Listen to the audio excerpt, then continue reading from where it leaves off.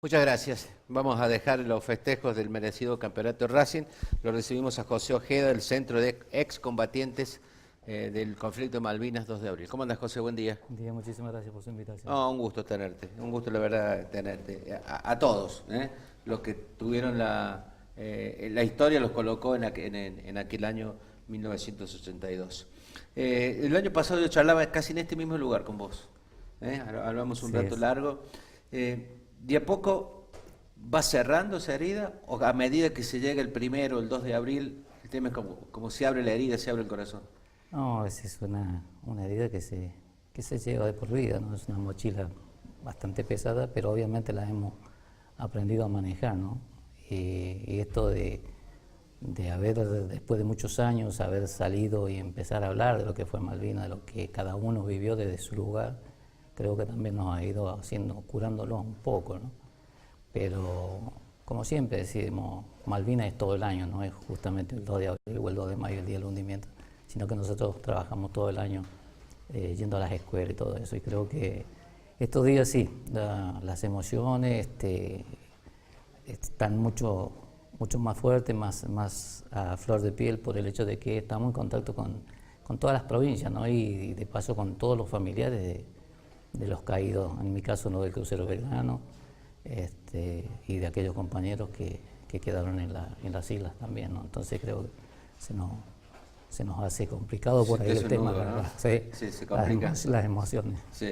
Seguramente, porque no somos un país acostumbrado a conflictos bélicos y después de esto que duró desde aquel abril hasta junio de ese año, a nosotros nos ha tocado en la historia pocos meses de un conflicto moderno.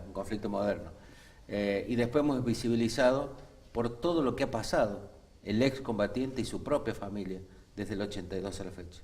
Sí, si bien vos decís una guerra moderna, creo que después de muchísimos años, el otro día hablaba con muchachos de ejército que se llegó el combate a la antigua en el cuerpo a cuerpo y con bayoneta, ¿no? Sí, exacto. Entonces creo que eso ha sido también todo un tema para poder superarlo, ¿no? Aquellos que estuvieron en la isla creo que lo padecieron al igual que nosotros en el Belgrano.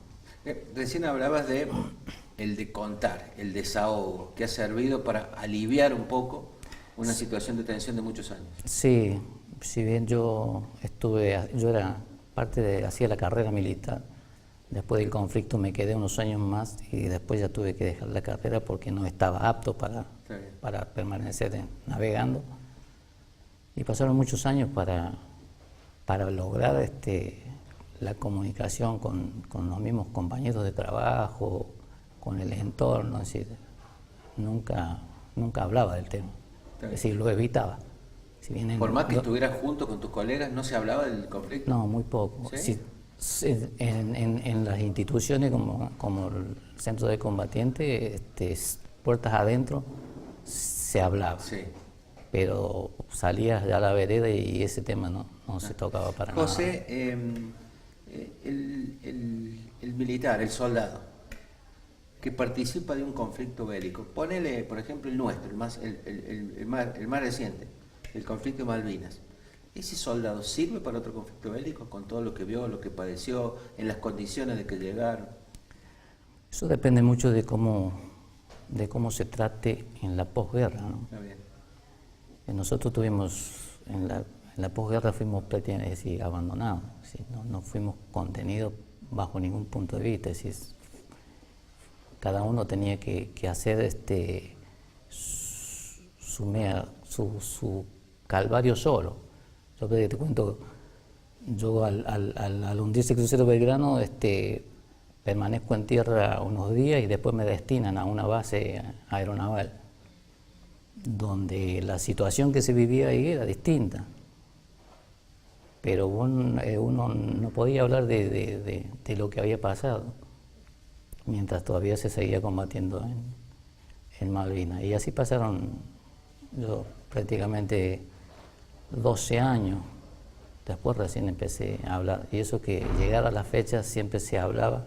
Yo trabajaba en una fábrica y en los desayunos se comentaba, pero yo siempre me iba, evitaba el tema, evitaba O sea, el tema. sabían de tu pasado en la fábrica. Algunos sí y otros no.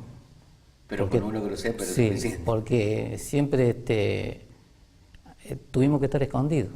Encontrar trabajo en esa época era muy difícil para ¿Por qué? nosotros. ¿Cómo se los tildaba? Como los locos de la guerra. Los locos de la guerra. Sí. ¿Y quién querría tener un loco en una empresa? Yo tuve mucha suerte. ¿Sí? Sí. Después de andar... Si vos tuviste un empresario que te conoció, yo me acuerdo de tu historia, sí. la suerte tuya no ha sido un caso en miles. Y sí, porque hemos perdido muchos más compañeros en la posguerra por suicidio, por el tema del estrés postraumático, que lo que perdimos en combate, ¿no? De hecho, nuestra nación no estaba preparada para un conflicto, fue una locura de un militar, tampoco estaba preparado para recibirlos a ustedes en la posguerra. De hecho, ustedes se sintieron desamparados, abandonados durante, no sé si hasta ahora, pero con poca contención. No, no hubo contención. Yo viví muchas situaciones después de la guerra en compañeros míos que tuvieron ataques de locura y de pánico, y se vivía todo eso y no había contención. Lo mismo el tema de las pesadillas y todo eso, uno lo tenía y lo cargaba como con vergüenza. Ah, mira vos. O sea, el excombatiente, los nuestros, o de cualquier lugar del mundo, ¿sueña? ¿Se acuerda? ¿Cierra los ojos? Es permanente. ¿Sí? Sí. Son situaciones límite. Las situaciones límite son imposibles de que las superen, ¿no? Con el paso del tiempo capaz que las aprendes, las vas manejando o se hacen más esporádicas, pero no las terminas ni de manejar ni de superar. Esas situaciones son muy difíciles de superar. Yo las padecí con mucho más seguida en los primeros años y después lo fui manejando, pero eso no pasan, las pesadillas no pasan. Esos son. ¿El de la foto sos vos? Sí, ese es en la... Contanos, ¿dónde es? Esa foto es en la popa del crucero General Belgrano, Está bien. en la zona de Puerto Madre. Ah, mira vos, en el sur argentino. Sí. ¿Vos estabas embarcado en el crucero? Yo había venido de pase de la base naval de Ushuaia. Es otro, mira. Eso es navegando con un petrolero allá al fondo, con el que se hacía combustible. Esas fotos son más o menos de febrero de ese año.